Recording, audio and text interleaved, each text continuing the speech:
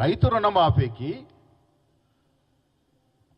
సన్నవడ్లేస్తే బోనస్కి ఇచ్చిన డబ్బు ఇది 10,000 కోట్లు. ఇది ఎవరు జేబుల్లోకి పోలే, ఏ సంస్థలకు పోలే. ఇది ప్రజలు అర్థం చేసుకోవాలి. ఇలా రుణమాఫీ రుణముక్తులు చేసినట్టు రైతుల యొక్క భారాన్ని దించడానికి ఈ 10,000 కోట్లని తెలంగాణ కాంగ్రెస్ ప్రభుత్వం రైతులకు ఇవ్వడం జరిగింది. ఇది కడుపు నొప్పితో, రైతులు బాగుపడుతున్న నొప్పితో ఇవాళ ఉన్నది లేనట్టుగా లేని ఉన్నట్టుగా మాట్లాడుతూ ఉన్నాడు. 175 కోట్ల అంశం లేవనెత్తినాడు. ఏంటి 175 కోట్లది? ఇది ఆన్ రికార్డ్ వైట్ మనీ.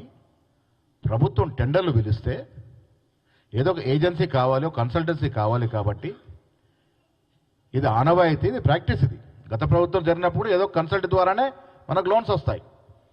ఇది బాజాప్తా రాష్ట్ర ప్రభుత్వం టెండర్లు పిలిస్తే టెండర్లో పాల్గొన్నటువంటి ట్రస్ట్ ఇన్వెస్ట్మెంట్ కంపెనీకి ఈ కన్సల్టెంట్ వ్యవస్థని అప్పచెప్పడం జరిగింది.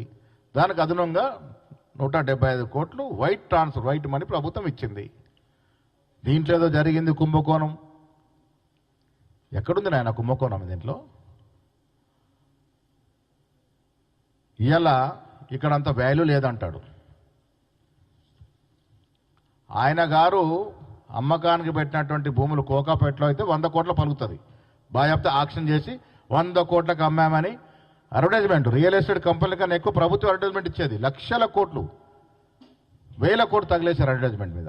100 కోట్లు కోకాపేటలో పోయినప్పుడు ఇది ఎక్కడుందండి ఇది ఈ భూమి? ఇప్పుడు హెచ్యూ ల్యాండ్స్ ఎక్కడున్నాయి? చుట్టు పరిసర ప్రాంతాల్లో ఉన్నటువంటి కంపెనీలు ఏంటి?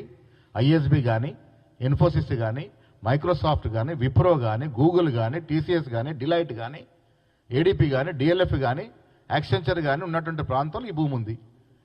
అమెరికన్ కౌన్సిలేట్ కానుకొని ఇక్కడ 100 కోట్లు ఉండదా? ఈ 100 కోట్ల భూమిని ప్రభుత్వ సంస్థకి టీఎస్ఐఎస్ఎస్కి 75 కోట్లకు ఇచ్చినాము. ఇది ఎక్కువ ప్రైస్ చేసి చూపించినారంటారు.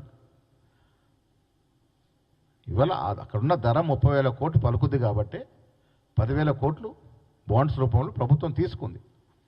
తీసుకున్న తర్వాత రైతులకు ట్రాన్స్ఫర్ చేసింది. ఈ 10,000 కోట్లు ఎడిపోయినాయి అనేది కూడా రాష్ట్ర ప్రజలకు తెలవాలి.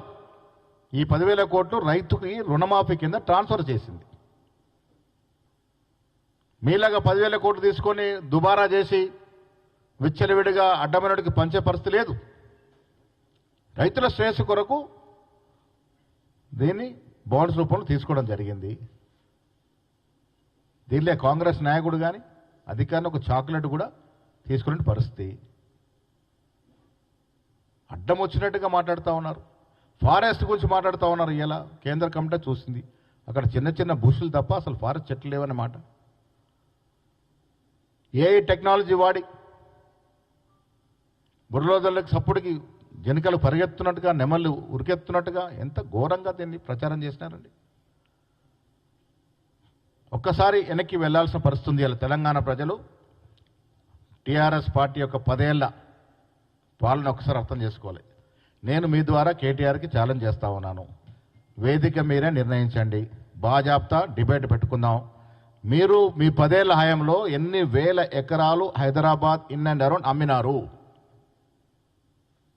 యావత్ రాష్ట్ర వ్యాప్తంగా ఎన్ని ఏళ్ళ ఎకరాలు, ఎన్ని లక్షల ఎకరాలు డీఫారెస్ట్ చేసినారు? ఎన్ని కొండలు మీ హయాంలో కరిగిపోయినాయి? ఎంత ప్రభుత్వ భూముల యొక్క విధ్వంసం జరిగింది? ఎంత ఆర్థిక విధ్వంసం జరిగింది?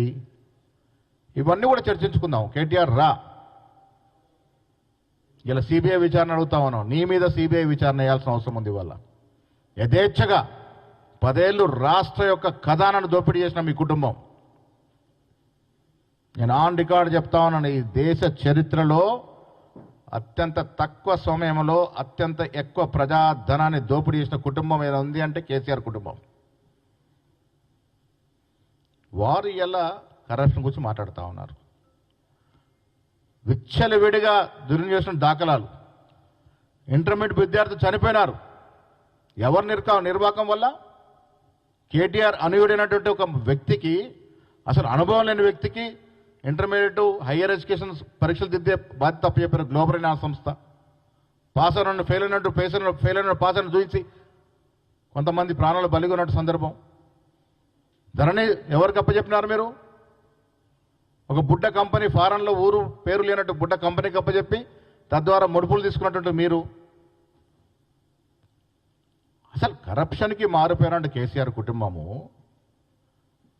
లిక్కర్ దందాలు చేసుకున్నట్టు కేసీఆర్ కుటుంబము, విచ్చలవిడిగా ప్రభుత్వ భూములు కాజేసి బెనామీ పేర్ల ట్రాన్స్ఫర్ చేసుకున్నటువంటి కేసీఆర్ కుటుంబము ఇలా కరప్షన్ గురించి మాట్లాడుతుంటే దయ్యాలు వేదాలు వలిచినట్టుగా ఉన్నాయి. అసలు చదివి మాట్లాడుతున్నాడా, తెలుసుకొని మాట్లాడుతున్నాడా, తెలుసుకోక మాట్లాడుతున్నాడా? 175 కోట్లు అనేది ప్రభుత్వ ట్రాన్సాక్షన్. ఇది ఏ ప్రభుత్వం కన్సల్టెన్సీ ద్వారానే లోన్స్కి పోతుంది. అది తెలియదా నీకు? 10 ఏళ్ళు నిర్వాహకం చేసావు కదా, ఐటీ మంత్రిగా చేసావు కదా. ఏ రకంగా అంటా ఉన్నావు నువ్వు 175 కోట్లు ఇది కరప్షన్ అని?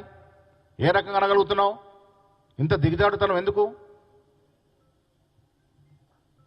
5,200 కోట్లు నీ ఫిగర్ అది.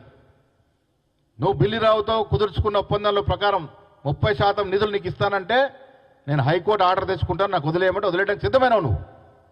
దాంట్లో భాగంగానే 5,200 కోట్ల ఫిగర్ వచ్చింది. అది నీకు రావాల్సిన ముడుపులు. అది ఇలా మా కట్టగట్టే ప్రయత్నం చేస్తూ ఉన్నావు. భూములు తీసుకొచ్చిన ఘనత కాంగ్రెస్ పార్టీది. ఈ భూములు వెనక్కి తీసుకొచ్చి ప్రభుత్వానికి